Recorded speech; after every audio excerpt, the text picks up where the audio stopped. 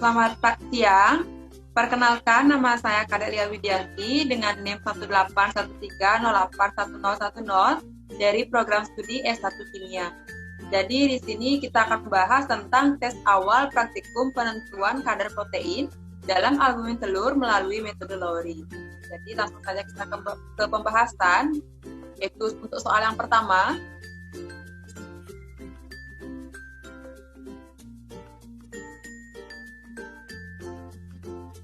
Nah, untuk soal yang pertama, yaitu jelaskan tujuan percobaan penentuan protein secara Lowry. Nah, untuk itu, untuk menentukan kadar protein suatu bahan dengan menggunakan metode Lowry. 2. Jelaskan prinsip kerja penentuan protein secara Lowry. Prinsip metode Lowry adalah menentukan konsentrasi protein yang di dalamnya terdapat asam amino yang mengandung gugus fenolik seperti tirosin dan triptofan dengan menggunakan reagen pendeteksi gugus fenolik. Selanjutnya, untuk soal ketiga,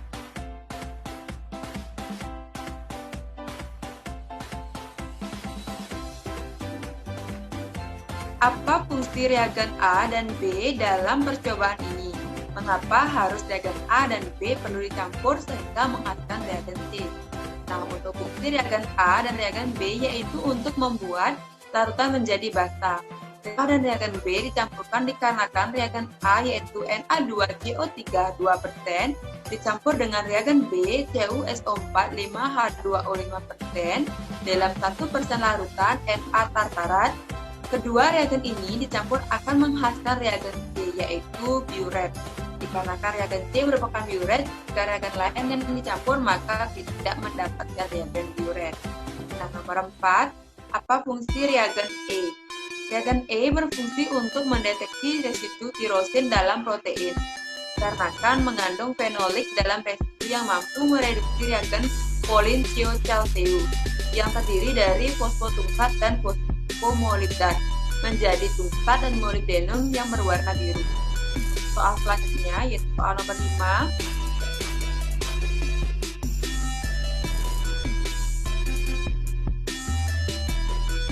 Untuk soal nomor 5 yaitu jelaskan langkah kerja percobaan penentuan kadar protein secara metode Lowry. Nah, untuk langkah kerjanya yaitu yang pertama, reagen biuret dibuat dengan mencampurkan reagen A sebanyak 50 ml dan reagen B sebanyak 1 ml. Kemudian larutan albumin telur dibuat dengan melarutkan 10 ml albumin telur ke dalam 90 ml aquades. 10 ml diencerkan kali atau pengencerannya yaitu menjadi 100 kali. Atau BSA dicampur dengan air hingga volumenya menjadi 1,0 ml atau 1 ml. Hal yang sama juga dilakukan pada larutan sampel atau larutan albumin. Sebanyak 5 ml reagen dibiuret dimasukkan ke dalam tabung yang berisi larutan standar sampel.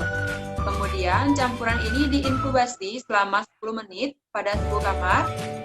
Sebanyak 0,5 ml reagen fenol atau fenolik thioalkyl ditambahkan ke dalam tabung reaksi. Kemudian dikocok.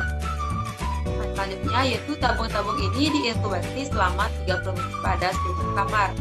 Waktu inkubasi mulai setelah penambahan reagen fenolik thioalkyl di dalam tabung tersebut. Observasi dari masing-masing larutan tersebut diukur dengan spektronik 20+ dengan panjang gelombang 700 nanometer. Selanjutnya pada soal nomor 6.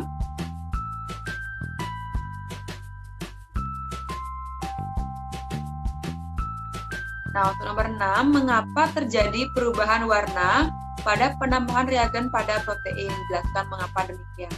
Nah, pada penambahan reagen biuret, warna larutan menjadi kebiruan akibat dari adanya terbentuk kompleks Cu2+ dengan asam amino pada albumin telur.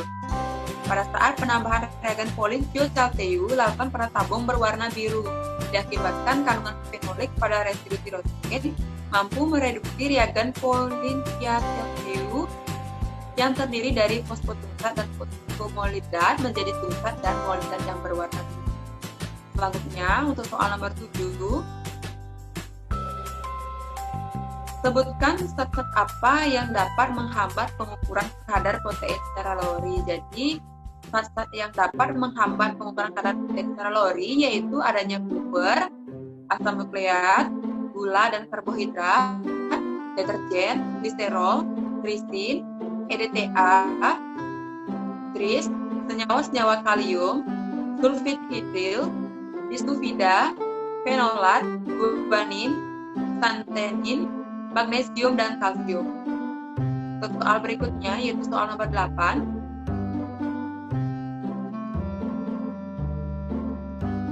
Hukum Lambert-Beer merupakan gabungan dari hukum Lambert dan hukum Beer. Jelaskan perbedaan kedua hukum itu. Jadi, perbedaannya yaitu perbedaan hukum Lambert dengan hukum Beer yaitu pada hukum Lambert di mana serapan berbanding lurus terhadap ketebalan sel. Yang disinari dengan bertambahnya sel, maka serapan akan bertambah. Nah, dengan rumus A sama dengan K kali B. Nah, menurut hukum Beer yaitu untuk radiasi monokromatis dalam larutan yang sangat encer, serapannya berbanding lurus dengan konsentrasi. Jika konsentrasi bertambah, jumlah molekul yang dilalui berkas sinar akan bertambah sehingga serapan juga bertambah yaitu dengan rumus A sama dengan K kali T dan kali B. Nah, selanjutnya yaitu ada soal nomor 9 di mana reagen biuret dibuat dengan mencampurkan reagen A sebanyak 50 ml dan reagen B sebanyak 1 ml. Nah, jelaskan 1. Mengapa larutan ini dibuat secara fresh? Kedua, mengapa perbandingannya 50A dan 1B?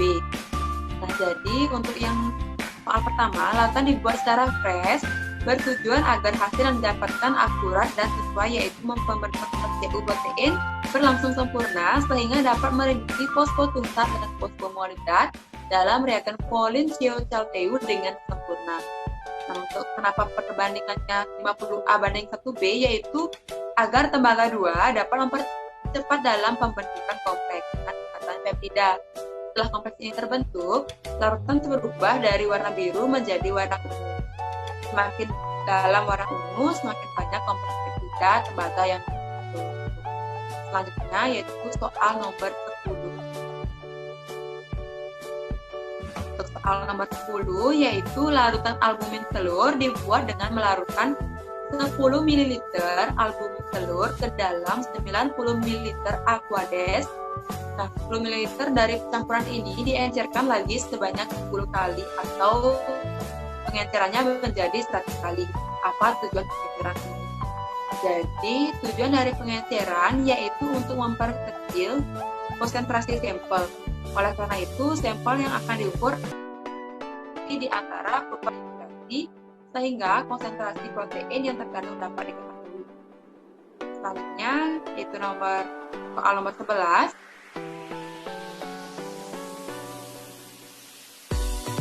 Nah, untuk soal nomor 11, larutan protein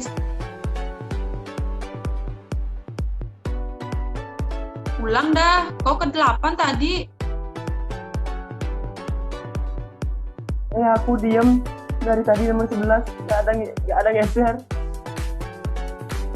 Oh, ke-8 tadi. Oh, gak ada sinyalnya. Ya, akuan ya sekarang. Dulu. Nah, udah cut nanti di sana. Ya, nanti kata dia. Ya. 1, 2. Jadi untuk soal nomor 11, kenapa larutan protein standar atau BSA dicampur dengan air hingga volumenya menjadi 1 ml. Hal yang sama juga dilakukan pada larutan sampel atau larutan albumin. Apa perbedaan albumin telur dengan BSA? Jadi BSA merupakan albumin serum sapi yang berfungsi untuk membuat kurva standar. BSA mempunyai kemampuan stabilitas di dalam meningkatkan sinyal atau tes. Sedangkan albumin telur merupakan kelas protein larut dalam udara dan ditemukan pada selanjutnya yaitu ada soal nomor 12. Tujuan langkah ini sebanyak 5 ml reagen biuret dimasukkan ke dalam masing-masing tabung yang berisi larutan standar sampel. Kemudian campuran ini diinkubasi selama 10 menit pada suhu kamar. Jadi penambahan reagen biuret larutan diinkubasi bertujuan untuk agar reaksi berlangsung sempurna dan tidak terjadi penggumpalan pada larutan protein. Oke, selanjutnya kita lanjut lagi ke soal nomor 13.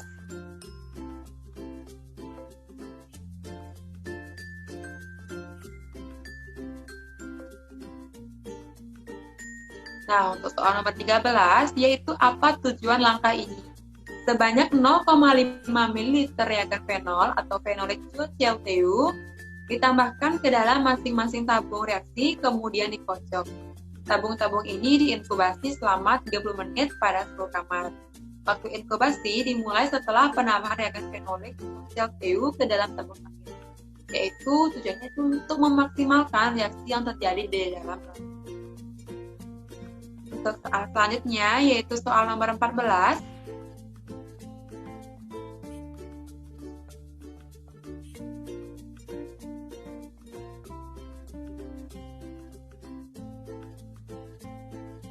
Nah, untuk soal nomor 14, jadi absorbansi dari masing-masing lautan tersebut diukur dengan spektronik 20 plus dengan panjang gelombang yaitu 700 nanometer. Mengapa absorbansi diukur pada panjang gelombang 700 nanometer? Jadi absorbansi itu diukur pada panjang gelombang 700 nanometer dikarenakan tungstat dan molybdenum menunjukkan lebar puncak absorb pada daerah merah dan spektrum tingkat tampak yaitu pada rentangan 600 sampai dengan 800 nanometer. Maka pemilihan panjang gelombang pada metode kualitatif disesuaikan dengan absorbansi maksimum atau puncak rapat. Metode Lowry mengkombinasikan reaksi Burette dengan reaksi lain atau polin-ClTU fenol yang bereaksi dengan residu tirosin dan triptofan dalam protein. Reaksi ini menghasilkan warna kebiruan yang dibaca di antara 500 sampai dengan 750 nanometer, tergantung sensitivitas yang dibutuhkan. Maka akan muncul puncak kecil di sekitar 500 nanometer yang dapat digunakan untuk menentukan protein dengan konsentrasi tinggi dan sebuah puncak besar di sekitar 700 nanometer yang dapat digunakan untuk menentukan kadar protein dengan konsentrasi rendah. Selanjutnya untuk soal yang terakhir yaitu soal nomor 15. Apa perbedaan prinsip antara penentuan protein secara Kidal dan secara metode Lowry? Jadi perbedaan prinsipnya yaitu untuk prinsip kerja metode Kidal dengan Lowry itu pada metode Lowry, prinsip metode Lowry adalah menentukan konsentrasi protein yang di dalamnya terdapat asam amino yang mengandung gugus fenolik, protein dan triptofan dengan menggunakan reagen pendeteksi yaitu gugus fenolik. Nah, sedangkan pada metode Kidal, prinsip kerjanya yaitu dari metode Kidal adalah protein dan komponen organik dalam sampel didestruksi atau dihancurkan dengan menggunakan asam sulfat dan katalis. Nah, hasil destruktif ini dinetralkan dengan menggunakan lautan alkali dan melalui destilasi. Destilat ini ditampung dalam lautan asam borat, setelahnya ion-ion borat yang terbentuk diintegrasi dengan standar. Jadi, kan pembahasan kita tentang tes awal dari penentuan protein pada album telur menggunakan metode Lowry. Jadi, terima kasih.